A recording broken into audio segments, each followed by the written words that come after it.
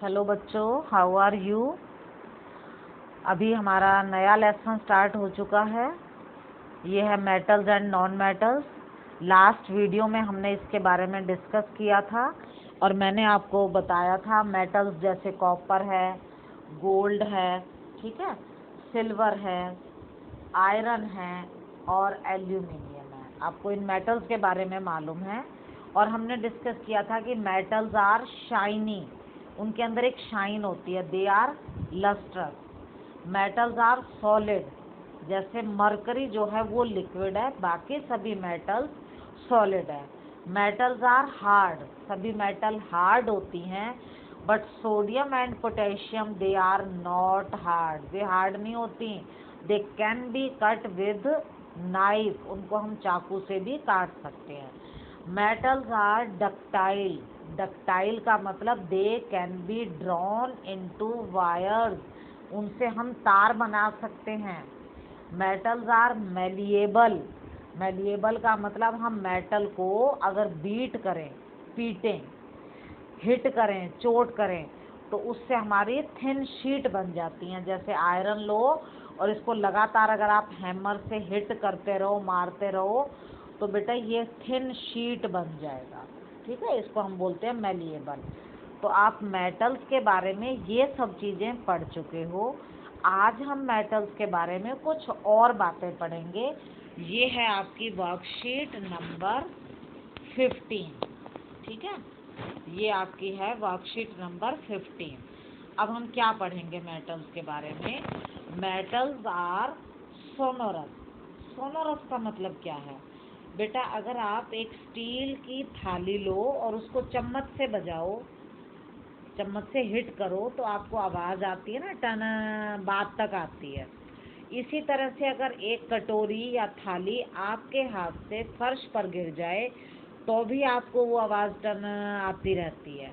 मंदिर की घंटी को जब बजाते हैं तो भी आवाज़ आती है। आपके स्कूल की घंटी बजती है तो भी टन आवाज़ आती रहती है। अगर आप किसी लकड़ी से अगर किसी चीज़ को हिट करें तो क्या फिर भी आवाज़ आपको टन आती है? नहीं, तब आपको आवाज़ आती है ठक ठक। तो बेटा जिसमें आवाज़ आए टन इस तरह से, उनको बोलते हैं सोनोरस।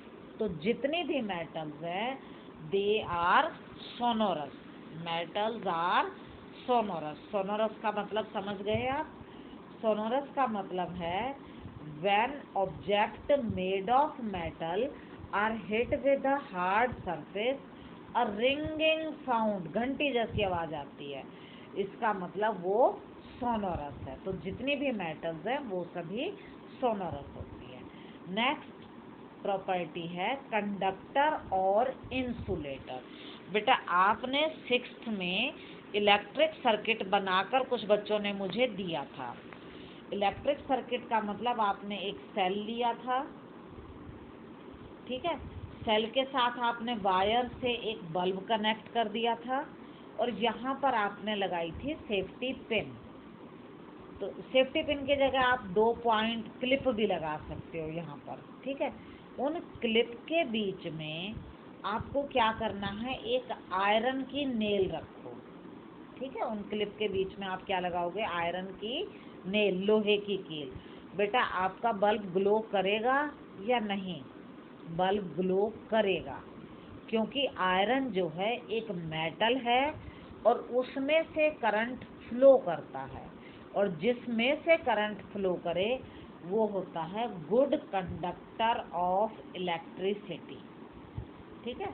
आपने सर्किट बनाया, सर्किट में से यहाँ बीच में आपने आयरन नेल रखा तो बल्ब जो था वो ग्लो कर गया। बल्ब ग्लो का मतलब है कि वो करंट का गुड कंडक्टर है, उसमें से करंट फ्लो करता है, ठीक है। अब क्या करेंगे, हम उसी क्लिप के बीच में कोल लगाएंगे, कोयला। बेटा क्या तब भी बल्ब ग्लो करेगा? बल्ब ग्लो नहीं करेगा। क्यों नहीं करेगा बेटा? क्योंकि कोल, यहाँ पर कोल जो है उसमें से करंट फ्लो नहीं करता। अगर करंट फ्लो नहीं करता तो वो इंसुलेटर हो गया, ठीक है। अब हम तीसरी बार यहाँ क्लिप के बीच में, ये जो क्लिप है इस क्लिप के बीच में लगाएंगे हम एल्यूमिनियम वायर। बेटा क्या बल्ब ग्लो करता है? अगर हम इसे करके देखें तो बल्ब ग्लो करेगा। क्यों करेगा? क्योंकि एल्यूमिनियम एक मेटल है और मेटल में से करंट फ्लो करता है। जिसमें से करंट फ्लो करे वो कंडक्टर होते हैं। ठीक है। अब हम क्लिप के बीच में कॉपर वायर लगाएंगे। क्या अब भी करंट फ्लो करेगा? यस, क्योंकि कॉपर भी एक मेटल है। बेटा इस एक्टिविटी में आपको क्या पता लगा? इसमें हमें पता लगा कि जितनी भी मेटल हैं उनमें से करंट फ्लो करता है और जिसमें से करंट फ्लो करता है वो कंडक्टर होते हैं। हाँ, आगे देखो। अब जो नॉन मेटल है, जैसे कोयला था, उसमें से करंट फ्लो नहीं किया तो वो क्या था? इंसुलेटर। अगली प्रॉपर्टी पर हम आते हैं। नॉन मेटल आपने अभी पढ़ा कि वो कंडक्टर नहीं है, वो पुअर है, पुअर कंडक्टर, गुड कंडक्टर नहीं है, वो इंसुलेटर है। पर बेटा एक नॉन मेटल स्पेशल है जो गुड कंडक्टर ऑफ इलेक्ट्रिसिटी है और उसका नाम है ग्रेफाइट। ग्रेफाइट की क्या स्पेशल बात है बेटा? ग्रेफाइट नॉन मेटल है लेकिन इसमें से करंट फ्लो करता है तो ये गुड कंडक्टर है। ठीक है। बाकी किसी भी नॉन मेटल में से करंट फ्लो नहीं करता। चलो आगे आते हैं। अब हम पिंकी की mother was making puddings in the pan. वो कुछ बना रही थी खाना। व्हेन द डोरबेल रैंग, उसी समय घंटी बज गई। जब घंटी बजेगी तो आप क्या करोगे? फटाफट से गेट खोलने जाते हैं। तो she left the spoon in the pan, उससे उस जो भी कढ़ाई थी उसके अंदर चमचा रह गया। ठीक है। Went to open the door, और वो दरवाजा खोलने चली गई। व्हेन शी केम बैक, जब वो वापस आई दरवाजा खोलकर, द इमीडिएटली उसने क्या किया? एकदम स्पून को टच कर लिया। ध्यान ही नहीं रहा, फटाफट से आई और स्पून को टच कर लिया। एंड स्क्रीम्ड का मतलब वो चिल्लाई, बहुत जोर से चिल्लाई। बेटा क्यों चिल्लाई? वो क्यों चिल्लाई? उसका हाथ जल गया, चमचा गर्म हो गया था। बेटा चमचा गर्म क्यों हो गया? चमचा मेटल का है और जब उसने पैन, गैस जल रही थी, कढ़ाई में कुछ सामान था तो गैस जल रही थी तो वो क्या हुआ? हीट जो थी, ये चमचा है और ये भगोने के अंदर रखा है, हम इसको हीट कर रहे हैं। तो बेटा ये जो हीट थी वो क्या हुई? यहाँ से फ्लो करके यहाँ तक आ गई और उसका हाथ जल गया। तो यहाँ पर जो चमचा है वो मेटल का है और मेटल जो है वो कंडक्टर ऑफ हीट है, इसलिए चमचा गर्म हो गया था और वो जल गई और वो जोर से चिल्लाई।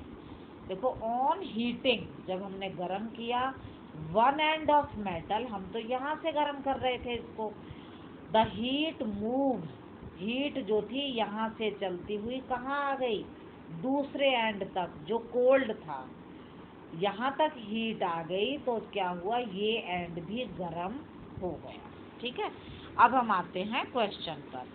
क्वेश्चन नंबर 1 है, अच्छा क्योंकि यहाँ पर हीट फ्लो हुई तो ये गुड कंडक्टर ऑफ हीट है। मेटल करंट की भी गुड कंडक्टर है और हीट की भी गुड कंडक्टर है। अब हम क्वेश्चन नंबर 1 देखेंगे। The cooking pan is made of iron, कढ़ाई जो है वो लोहे की है। वाइल इट्स हैंडल, आपने देखा होगा ये कढ़ाई होती है लेकिन इसके जो हैंडल हैं पकड़ने वाले, वो या तो प्लास्टिक के होते हैं या उसके ऊपर लकड़ी का हैंडल लगा होता है। ऐसा क्यों होता है बेटा? देखो इसका आंसर आएगा,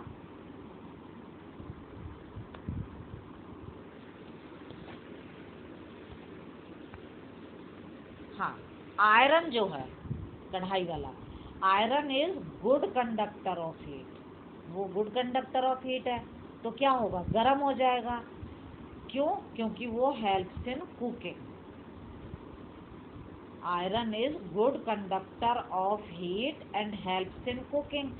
और क्या होगा ये, इट गेट्स हॉट, ये हॉट हो जाता है। जबकि जो हैंडल है उसको वुड से या प्लास्टिक से कवर करते हैं, क्यों?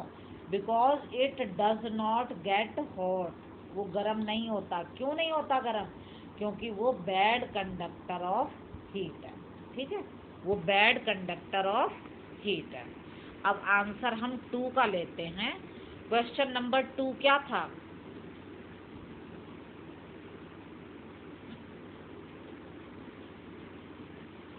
क्वेश्चन नंबर 2 को अगर हम देखें तो क्वेश्चन नंबर 2 है, why did she scream on touching the metal spatula. जैसे ही उसने लोहे उसको चमचे को हाथ लगाया वो क्यों चिल्लाई? बेटा क्यों चिल्लाई थी वो? बताओ जरा, सोचो इस बात को कि वो क्यों चिल्लाई।